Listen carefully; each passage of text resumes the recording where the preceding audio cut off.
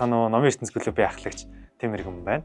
Энэхүү байгаль экологийн тухай 50 номны маань подкастт Батөвсөнгийн ууган баяр өнөөдөр тэгээд Эрнест Хемингуэй Африкийн ногоон толгод гэдэг номыг ярина. Африкийн ногоон толгод гэхээр яг шууд Африкт үйл явдал нь өрнөхөө те.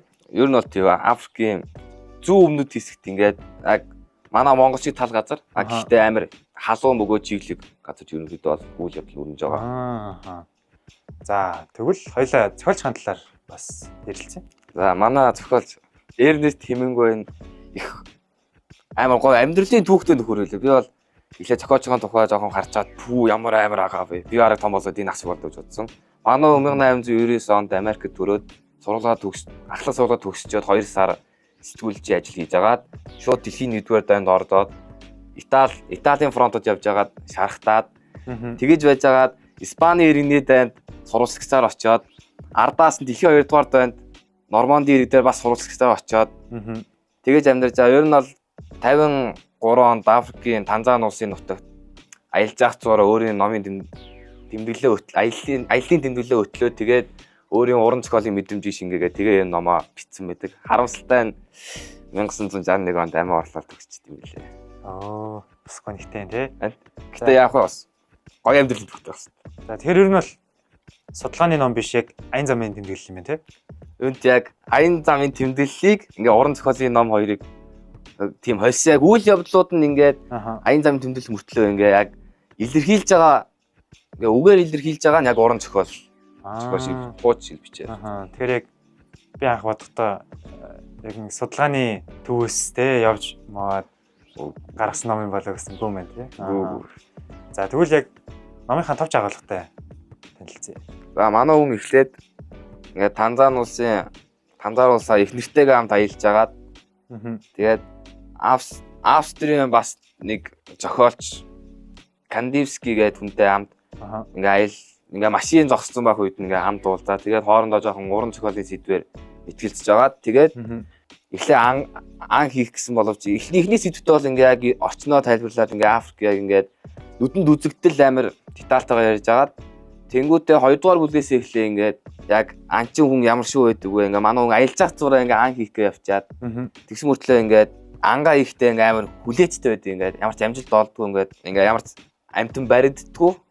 Зангууд нь амтан баригддаггүй. Ер нь бол эхлээ яг анчин гэдэг нь амар төвчээр шааддаг байнга ингээд шууд очиод буудаад алцдаг биш амар хүлээцтэй гэдгийг 2 дугаар бүлгээр мэдэрч байгаа. Тэгээд 4 дугаар бүлгээс 3 дугаар бүлгээр тэгээд жинхэнэ анчин болж эхэлж байгаа. 4 дугаар бүлгээр яг тийм ингээ хамт дагуулж явж байгаа эхнэр болон Кандивский тэгээд уугуул хэрэгтэй хамт ингээд за энэ газарт юу н баг анчин очиог юм нийшээ очиод үзье.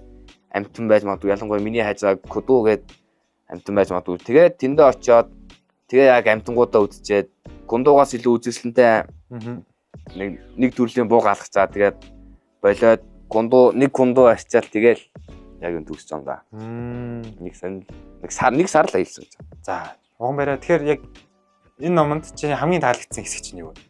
Яг хамгийн таалагдсан хэсэг бол ингээд сүүл хэсэгт нь эхэндээ манай ингээд Эрнест ингээ амар төвчээргүй ингээ яг анчин хүн бол шууд очиод ална гэсэн сэтгүүтэй ингээд хүмүүс сквал өөрөөс нь илүү гоё ингээд агнахаар одоо шувуу ч юм уу гөрөөс агнахаар ингээд эхэндээ атаах төсөн бол сүүлдээ яг өөрийнхөө хангасан Кутуг Кандивскийгээд хамт явж байгаа Австри уран зохиолчтой Кутуудаа харьцуулангууд нөгөөтг нь илүү амар үзэсгэлэнтэй илүү тийм гоё Куту агнсан байг болох манай хүн эхлээд атаарч байгаа тэгээд за угаасаа энэ хүн надаас илүү болохоороо ингээл надаас илүү үзэсгэлэнтэй Кунду агнсан юм чинь ер нь бол яг ингээ атаархаад яах вэ ингээ баяр хүргээгээд ер нь амар ингээд хүний хідэн настай ч хамаагүй ингээд үргэлж ингээд бусдыг хүлээн зөвшөөрөх боломж байдаг гэдгийг нь харуулсан. Тэр хамгийн сүүлийн хэсэг нь хамгийн толгойд үлдсэн дээ. Тэгэхээр яг чиний хувьд те анчин гэдэг нь яг үнэхээр л хүлээцтэй холбоотой юу эсвэл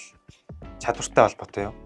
Яг гол хэсэгт бол хүлээн л дээ. Одоо ингээд яг анчин хэмжээ ингээд ховор амтан л эсвэл ингээд яг хүн болгоны бариад чаддгүй амтан агнах гэж явж байгаа болохоор ингээд хонь ямаас ингээд энэ төрүүгээр бэлчээд байхгүй нь ойлгомжтой. Тэнгүүд ингээд амар хүлээн амар нэхуур хүлээн төвчээртэй байна. Тэнгүүд ингээд зан дээр нь бас орон динж байна, орохгүй гэж байна. Тэгээ ер нь бол амар хүлээцтэй байх ёстой. Тэгээ чадвар бол ингээд олон жил агнаад байх юм бол ингээд чадвартай болж чадна. Гэхдээ яг төвчээр нь яг бас ингээд олон жилийн туршлагаар хамт ирэх ч гэсэн ер нь бол хэр удаан төвчих нь бол бас хөв өнөөсөө шалтгаална да. Тэр нь бол миний чадварыг бол тэгээ туршлагаар авчна. Харин төвчээрийг бол хөв өн жинхэнэ яг юу ихээс. Яг энэ удаагийн чиний ярьсан ном яг бидний гаргаж байгаа байгаль экологийн тухай 50 ном гэсэн сэдвтэй яаж холбогдож байгаа вэ? Танзаны 1953 онд Танзан улсын ингээ яг онгон дагшин байдлыг ер нь бол яг харуулж чадсан бөгөөд жоохон анх хийх гэж очсон жоохон гүнхтэй л ингээ ер нь бол бас ингээ хүн гэдэг амьтан цаа адал явдал гайгаад таньж мэдгүй газар руугаа очиж байгаа юм чинь. Тэгээ одоо тэр Европ, Америк хүн чинь бол Иллиной ихээр чи ер нь Америкийн жоохон түүсгтэй болохоор салхитай бас жоохон далайн ариас бол болохоор чиглэг бус байж болно. Тэр Танзан улсын ингээ дагс нэг нуур хайжсан. Нуурынхаа нэрийг марцлаа ууслаа. Тэгэнгүүт ингээ яг нуурын иргэн тойронд юм чинь чиглэг байгаа. Тэгээ бас амар дээрээс нь амар халуун болох. Ер нь бол яг хүн гэдэг амьтын ингээд жинхэнэ адал явдлаар харуулж чадж байгаа. За тэгвэл яг чи энэ номыг ямархуу үзэгч нар те одоо хэдээс хэдэн насны хүмүүс уншвал тийм илүү тохиромжтой гэж үзэж байна. За өсвөр насаа даваад нэг жил бол 14-өөс дээш нас. Тэгэхгүй бол яг 14-өөс доош насны уншихаар бол яг за нэг толгойдоо дүрсэлж чадна, газрын дүрсэлж чадна. Тэгээ ингээд манай Эрнест маань ингээд хувийн хувьд хөгжиж байгааг харж чадна. Гэхдээ яг бусад илүү гүн зүйлийг бол ойлгоход бол бас түүхтэй. Яг хүүхэд бол уншихад хэцүү л. Ер нь бол яг ингээд том болоод өсөж явж байгаа өсвөр насны хүүхдүүд л биш бол ер нь зүгээр. Яг эдгээр насны хүүхдүүд энэ номнаас яг юуг ойлгож харж болох юм? Адал явдал гоё шүү.